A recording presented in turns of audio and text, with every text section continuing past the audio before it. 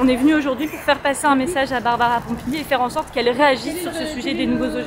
Jusqu'à présent, on ne l'a pas du tout entendu sur le sujet des nouveaux OGM, alors que pourtant c'est son ministère qui est en tête de file dans les négociations européennes. Donc il y a urgence aujourd'hui. Les nouveaux OGM, c'est des OGM issus de nouvelles techniques, en l'occurrence des techniques d'édition du génome. Elles sont réputées comme étant plus précises d'après les industriels, mais en réalité on se rend compte que les risques associés à ces nouveaux OGM sont similaires à ceux des anciens OGM. Il y a des risques pour l'agriculture, avec une emprise accrue des multinationales sur les agriculteurs et les agricultrices. Il y a aussi des risques pour la santé.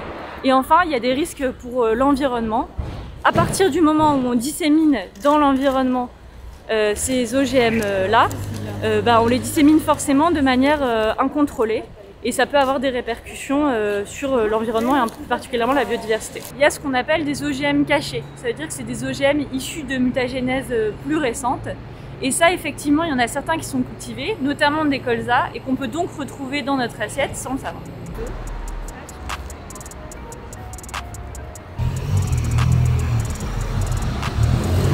À partir du moment où cette réglementation stricte sera mise en place, ça permettra justement d'avoir une évaluation des risques qui sera préalable à toute autorisation.